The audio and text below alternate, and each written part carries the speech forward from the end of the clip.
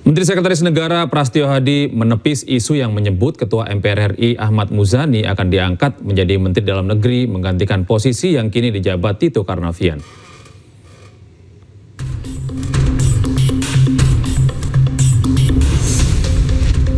Menteri Sekretaris Negara Prasetyo Hadi menepis isu yang menyebut Ketua MPR RI Ahmad Muzani akan diangkat menjadi Menteri Dalam Negeri menggantikan posisi yang kini dijabat Tito Karnavian. Prasetyo meminta kepada awak media untuk tidak membuat isu yang belum tentu kebenarannya. Dari mana? Belum? Oh, nggak tahu ya? Nggak tahu. Siap. Jangan bikin isu. Gimana kan nggak masuk itu? Secara logika umum kan agak kurang ketemu juga kan. Beliau sekarang kan ketua MPR. Maksudnya meninggalkan kursi MPR. Mendagri. Masa kemudian menjadi menteri kan agak kurang masuk itu. Siap. Jadi bikin analisanya agak yang nyambung dikit. Makasih, Mas. Prasetyo menegaskan bahwa pergantian Sekjen Partai Gerindra dari Muzani ke Sugiono didasari perlunya regenerasi struktur Partai Gerindra periode 2025 hingga 2030. Bukan dalam rangka menjaga marwah kesetaraan posisi Muzani yang duduk sebagai Ketua MPR RI dengan Presiden Prabowo yang juga sebagai Ketua Umum DPP Partai Gerindra. Tim Liputan iNews melaporkan. Terima kasih Anda masih bersama kami di iNews Malam. Pemirsa, pengibaran bendera One Piece jelang hari ulang tahun ke-80 Republik Indonesia menuai pro dan kontra di antara petinggi negara. Berbeda dengan Wali Kota Solo dan Bupati Bantul yang tidak melarang warganya mengibarkan bendera kru bajak laut topi jerami tersebut. Ditertibkan gitu nggak perlu ya? Orang. Yang penting Indonesia. Jelang HUT ke-80 RI, Wali Kota Solo Respati Ardi tidak melarang pengibaran bendera One Piece di Kota Solo, Jawa Tengah. Meski demikian, Respati tetap menekankan pengibaran bendera merah putih yang diutamakan. Bahkan menurut dia, gambar One Piece atau karakter lokal lain seperti tokoh pewayangan sama kerennya. Apa main? Yang penting Indonesia. Kalau udah saling mundur. Gadut kocok, main wayang boleh semua. Biar tidak menghalangi. Semua boleh. Sementara itu Bupati Bantul Abdul Halim Musli juga tidak melarang masyarakat di wilayahnya untuk mengibarkan bendera One Piece asal tidak melebihi tinggi bendera merah putih. Bukan kok mengizinkan, tidak melarang gitu. Karena memang kita tidak punya alasan untuk melarang. Apa coba alasan melarang? Wong itu bendera mainan saja gitu ya. Sebelumnya viral di media sosial, bendera karakter bajak laut dari manga One Piece berkibar di sejumlah daerah, mulai dari atap rumah warga hingga kendaraan di jalan raya. Fenomena tersebut lantas dikaitkan dengan ekspresi kekecewaan warga terhadap kondisi bangsa Indonesia saat ini. Dari Tim Liputan iNews melaporkan.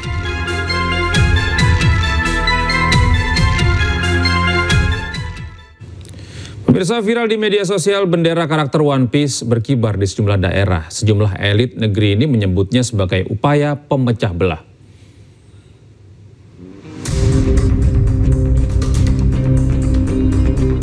Viral di media sosial bendera karakter bajak laut dari manga One Piece berkibar di sejumlah daerah. Dari atap rumah warga hingga kendaraan di jalan raya. Fenomena ini lantas dikaitkan dengan ekspresi kekecewaan warga terhadap kondisi bangsa Indonesia saat ini. Meski belum terkonfirmasi apa motivasi warga yang memasang bendera One Piece tersebut, anggota Komisi 3 DPR Firman Subagio menilai fenomena ini berbahaya karena akan menimbulkan konflik politik. Ini bisa menimbulkan masalah ketika tidak ada edukasi tentang One Piece ini. Oleh karena itu ini bisa menimbulkan hal-hal yang negatif dan bisa menimbulkan konflik politik. Nah, oleh karena itu ini harus menjadi perhatian kepada aparat penegak hukum. Hendaknya atribut-atribut yang ada motivasi-motivasi tertentu itu harus ada larangan, harus dilarang. Bahkan kalau perlu harus dirampas begitu. Bahkan Menteri HAM Natalius Pigai menulis di akun X-nya bahwa mengibarkan bendera One Piece sejajar dengan bendera merah putih di hari besar proklamasi kemerdekaan RI bisa dianggap melanggar hukum, yakni sebagai bentuk makar dan bisa dilarang dengan tegas. Sementara itu, Menteri Pertahanan Syafri Syamsuddin menyatakan pemasangan bendera One Piece di bawah merah putih sangat tidak pantas. Namun Syafri tidak mempermasalahkan bendera tersebut selama tidak ditempatkan satu tiang dengan sangsaka merah putih. Pantas dong, masa bendera merah putih ada bendera tengkorak di bawahnya. Masa dibilang merah putih itu di backup oleh tengkorak? Ya apa sih benderanya? Yang pajak sih. Makna bendera One Piece terdegradasi akibat postingan beberapa warganet yang menarasikan dengan konotasi yang cenderung tendensius dan bernuansa negatif sebagai simbol kritik sosial dan politik yang ada di Indonesia. Padahal simbol-simbol manga One Piece memiliki makna yang dalam bagi para penggemarnya. Dalam cerita di dunia One Piece mengandung makna positif tentang pertemanan, kesetiaan, cita-cita, dan kebebasan berekspresi. Tim Liputan iNews melaporkan. Beralih ke informasi lain, pemirsa, ICW melaporkan dugaan korupsi yang dilakukan penyelenggara haji 2025 ke KPK. Dugaan korupsi terkait menu makanan yang diberikan kepada jemaah tidak sesuai porsi.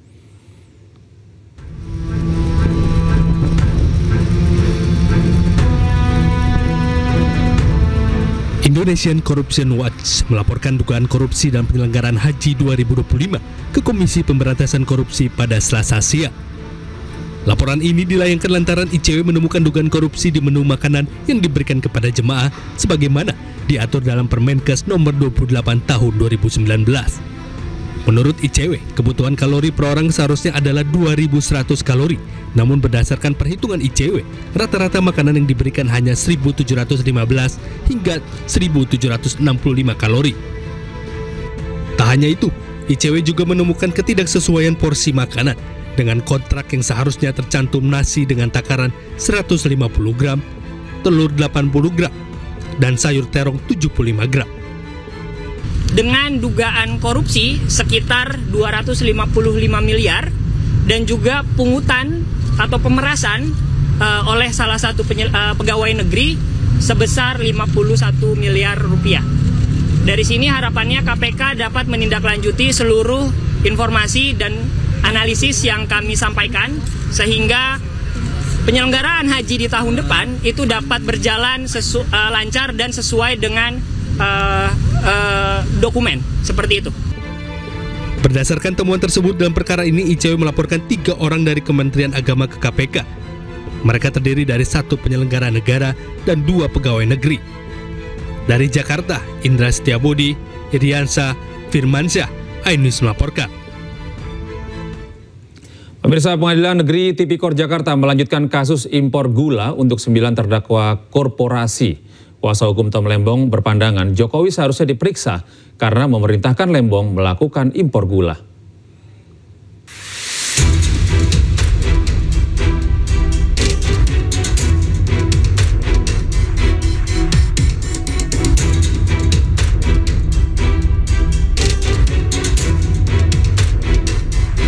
Pengacara mantan Menteri Perdagangan Thomas Lembong, Zaid Musafi, angkat suara terkait pengakuan Jokowi yang mengaku memerintahkan Tom Lembong untuk melakukan impor gula. Musafi menyayangkan pengakuan Jokowi tersebut muncul setelah Tom Lembong mendapat abolisi dari Presiden Prabowo Subianto. Musafi berpandangan proses penegakan hukum Tom Lembong perlu dikoreksi. Menurut Musafi, harusnya Jokowi diperiksa dalam kasus ini, baik saat penyelidikan, penyidikan, hingga persidangan.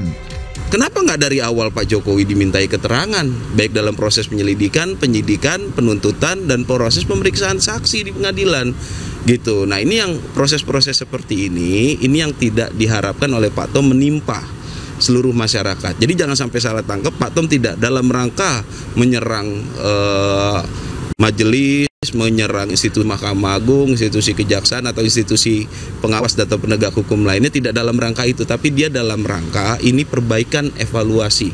Sebelumnya Presiden ke-7 RI Joko Widodo mengaku memerintahkan Tom Lembong untuk impor gula. Namun demikian, Jokowi tegaskan teknisnya tetap pada menteri. Ya, seluruh kebijakan, yang namanya seluruh kebijakan negara itu dari presiden, siapapun presidennya. Tapi untuk teknisnya itu ada di kementerian, jadi level teknis itu ada di kementerian.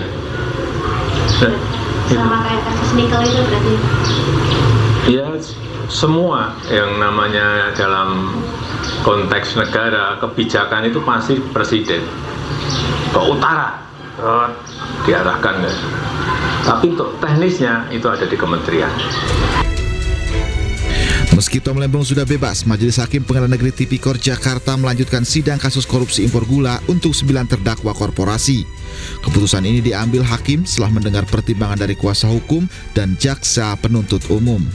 Dari Jakarta, Tim Liputan iNews melaporkan. Sementara itu, Wakil Ketua Umum Jokowi Mania Andi Azwan mengatakan abolisi Tom Lembong dan amnesti pada Hasto Kristianto yang diberikan oleh Presiden Prabowo tidak melibatkan Jokowi. Namun politikus PDI Perjuangan Ferdinand Hutahian mengatakan Jokowi ingin menghancurkan PDI Perjuangan. Dan berikut dialog program Rakyat Bersuara yang dipandu oleh Aiman Wijaksono. Apa kepentingan Pak Jokowi di sini? Ya, terima kasih Bang Aiman. Kalau terkait dengan kasus Lembong saya tidak bisa bicara kepentingan apa Jokowi. Tapi terkait PDI Perjuangan saya bisa bicara karena Jokowi ingin merusak PDI Perjuangan. Pertama ketika Bung Andi Wijayanto juga bertemu dengan Jokowi, Jokowi menyampaikan ke dia sebagaimana yang disampaikan Andi Wijayanto. Hebat kalian kalau bisa kalahkan saya. Itu yang disampaikan oleh Jokowi kepada Andi Wijayanto. Maka tentu Jokowi setelah berseberangan politik dengan PDI Perjuangan yang tidak mengakomodir hasrat-hasrat gila kekuasaan Jokowi dan dia menyeberang meninggalkan PDI Perjuangan yang kami sebut dengan pengkhianatan. Jokowi kemudian melakukan aksi-aksi tertentu yang tidak bisa kita radar kasat mata. Dan salah satu apa yang dilakukan, Sekjen PDI Perjuangan itu adalah titik sentrifugal yang sangat kuat di PDI Perjuangan. Maka siapa yang bermasalah di sini yang bisa merusak nama PDI Perjuangan, dicarilah itu. Dan Bung Hasto adalah sosok yang sangat kuat di internal PDI Perjuangan dan itulah yang diganggu. Dan kegangguan itu sudah terjadi sejak masa kampanye terus-menerus. Meskipun setelah masa kampanye kemudian Desember Hasto ditetapkan sebagai tersangka, tetapi rangkaian perusakan itu sudah dilakukan. Meskipun itu tidak bisa kita buktikan secara kasat mata. Karena banyak yang terjadi yang tidak bisa kita buktikan. Jadi kalau bicara hukum, buktikan fakta, buktikan fakta. Apa yang bisa dibuktikan dengan fakta kalau semua dilakukan adalah kejahatan yang direkayasa tertutup? Saya harus menyatakan bahwa peristiwa kriminalisasi terhadap Hasto adalah upaya dari kekuatan yang berkuasa saat itu. Meskipun tidak bisa kasat mata kita buktikan untuk mengganggu dan merusak PDI Perjuangan yang telah berseberangan politik dengan Jokowi dan tidak mengakomodir kepentingan Jokowi, hasrat-hasrat kekuasaannya yang memang ditolak oleh PDI Perjuangan, termasuk tentang 3 periode, termasuk tentang lain-lain lah, banyak semua. Kita semua sudah tahu di tengah publik. Ya, Bung Aiman, apa yang dikatakan Bung Ferdinand itu kan versinya dia. Artinya ya wajiblah dia untuk membela partainya ya. Ya sama seperti Anda wajib membela Jokowi. Karena kenyataannya kan begini, ini kan diawali karena ada perbedaan pendapat mengenai Pilpres. Tapi kan Anda tidak melihat bagaimana bulan madunya dengan Pak Jokowi sebelum-sebelumnya. Seperti apa? Ya karena waktu Pak Jokowi adalah petugas partai. Ya. Ya. Waktu itu Jokowi masih lurus. Kebijakan-kebijakan beliau semuanya adalah dari beliau? Ya enggak juga. Partai itu sangat berperanan penting di situ. Luar biasa. Kaki beliau itu diikat di situ. Anda kan melihatnya yang sekarang kemarin terjadi. Masalah perbedaan Pilpres itu. Biar bagaimanapun kebijakan-kebijakan yang dilakukan oleh Pak Jokowi. Itu terlibat pula PDIP pada saat itu. Tapi tidak terlibat dalam soal sebentar, saya belum selesai. Tunggu dulu, saya nggak potong tadi. Ya kan? Itu kan terjadi kenyataan yang tidak bisa dinafikan. Ya, biar bagaimanapun kita melihatlah. Ini sudah terjadi semua hal-hal itu. Dan di sini Pak Prabowo sebagai Presiden Republik Indonesia melihat situasi ini tidak baik. Ya, di mana anak-anak bangsa ini seperti tidak mempunyai rasa persatuan Indonesia itu. Maka dikeluarkanlah abolisi dan amnesti ini. Apakah Pak Jokowi menolak untuk itu? Tidak. Beliau mendukung penuh apapun yang dilaksanakan oleh Pak Prabowo.